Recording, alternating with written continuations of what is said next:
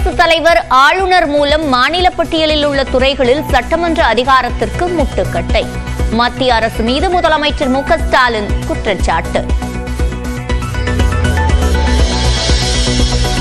April 24 மற்றும் 25 பல்கலைக்கழக துணைவேந்தர்கள் மாநாட்டிற்கு ஆளுநர் ஆர் என் ரவி அழைப்பு. துணைவேந்தர் நியமனத்தை இனி அரசே செய்யலாம் என உச்சநீதிமன்றம் உத்தரவிட்ட நிலையிலும் மாநாடு.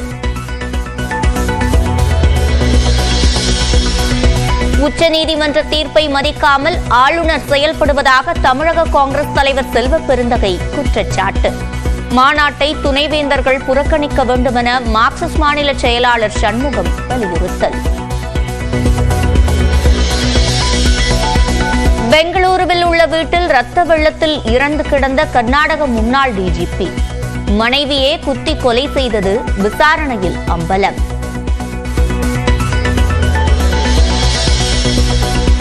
அரசு போக்குவரத்து கழக ஊழியர்களுக்கு இன்று முதல் பயோமெட்ரிக் வருகை பதிவேடு கட்டாயம். பயோமெட்ரிக்கில் பதியப்படுவது மட்டுமே வருகையாக எடுத்துக் கொள்ளப்படும் என அறிவிப்பு. கடலூர் மாவட்டம் ராமாபுரம் அருகே இருசக்கர வாகனம் மீது மோதிய கார். 2 பெண்கள் உள்பட 3 பேர் நிகழ்விடத்திலேயே பலி.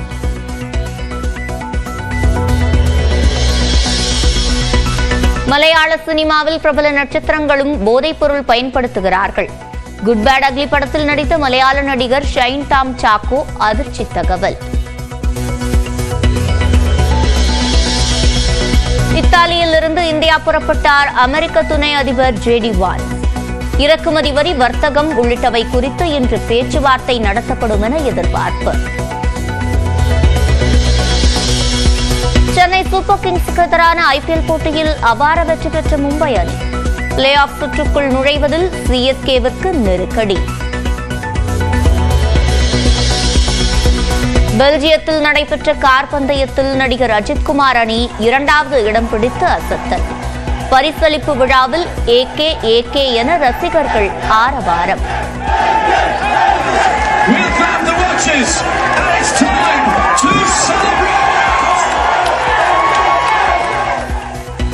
சென்னை சூப்பர் கிங்ஸ் அணிக்கு எதிரான போட்டியில் 9 விக்கெட்டுகள் வித்தியாசத்தில் மும்பை அணி அபார வெற்றி பெற்றது. புள்ளிப்பட்டியலில் கடைசி இடத்தில் இருக்கும் சென்னை அணி பிளே ஆஃப் சுற்றுக்கு செல்ல வழி இருக்கிறதா? பார்க்கலாம் இந்த செய்தி தொகுப்பில்.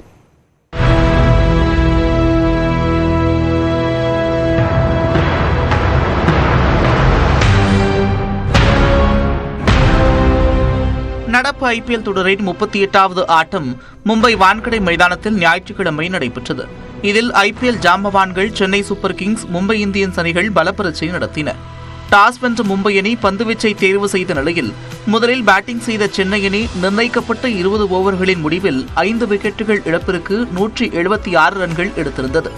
தொடக்க ஆட்டக்காரர் ரச்சின் ரவீந்திரா 5 ரன்களில் அவுட் ஆகி ரசிகர்களுக்கு அதிர்ச்சி கொடுத்தார். ஷேக் ரஷீத் 20 பந்துகளில் 19 ரன்கள் மட்டுமே எடுத்து வெளியேறினார். எதிர்பார்ப்புகளுடன் களமிறங்கிய அறிமுக வீரரான ஆயுஷ் மாத்ரே அதிரடியாக ஆடி 15 பந்துகளில் 2 சிக்சர்கள், 4 பவுண்டரிகளை விளாசி 32 ரன்களுடன் ஆட்டமிழந்தார். ஜடேஜா, சிவம் துபே இணை சேர்ந்து 79 ரன்கள் எடுத்தனர். இதில் சிவம் துபே 32 பந்துகளில் 4 சிக்சர்கள், 2 பவுண்டரிகளை பறக்கவிட்டு அரை சதத்துடன் அவுட் ஆகினார். முன்னதாக 37 ரன்கள் இருந்தபோது சிவம் துபேவின் கேட்சை தவறவிட்ட பும்ரா அவரின் விக்கெட்டை கைப்பற்றினார். அடுத்து வந்த தோனி 4 ரன்களில் ஏமாற்றினார். இருப்பினும் ஜடேஜா 35 பந்துகளில் அரை சதம் கடந்து 53 ரன்களுடன் அவுட் ஆகாமல் இருந்து கடினமான இலக்கை நிர்ணயிக்க உதவினார்.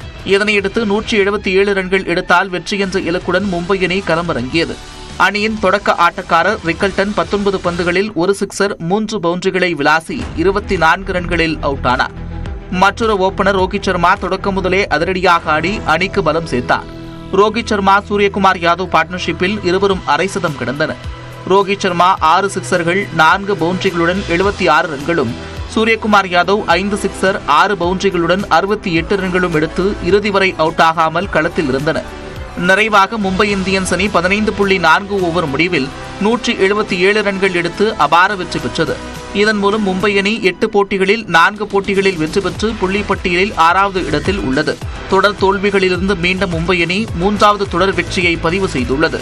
மறுபுறம் சென்னை சூப்பர் கிங்ஸ் அணி இதுவரை விளையாடிய 8 போட்டிகளில் 6 போட்டிகளில் தோல்வியை தழுவி கடைசி இடத்தில் பரிதாப நிலைக்கு தள்ளப்பட்டுள்ளது.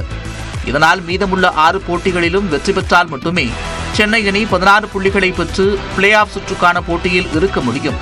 அதோடு மற்ற அணிகளின் முடிவுகளும் சென்னை அணிக்கு சாதகமாக இருக்க வேண்டும் என்பது குறிப்பிடத்தக்கது.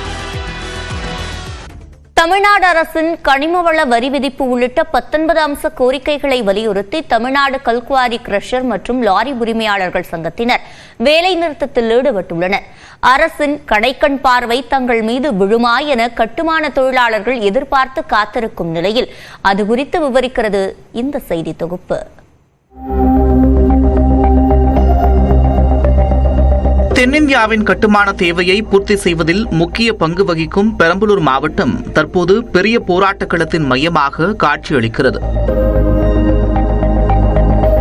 தமிழ்நாடு மட்டுமின்றி கேரளா, ஆந்திரா, கர்நாடகா உள்ளிட்ட பல்வேறு மாநிலங்களில் கட்டுமான தொழிலுக்கு தேவையான கருங்கற்கள், ஜல்லி, எம்சாண்ட் உள்ளிட்ட மூலப்பொருட்களை சப்ளை செய்வதில் பெரம்பலூர் மாவட்டம் முன்னணியில் உள்ளது.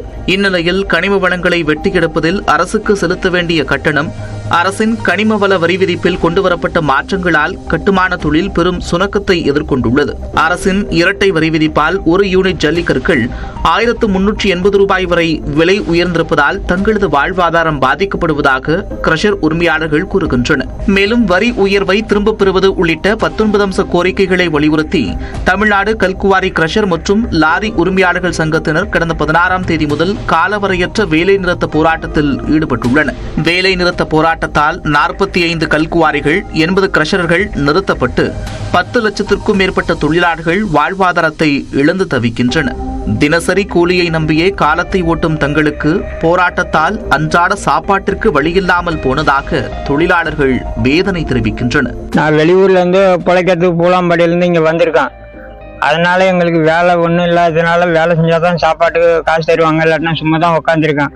அரசாங்கம் பார்த்து நீங்க ஒரு நல்ல முடிவை செஞ்சு எங்களுக்கு வேலை செய்யற மாதிரி ஒரு ஏற்பாடு பண்ணுங்க.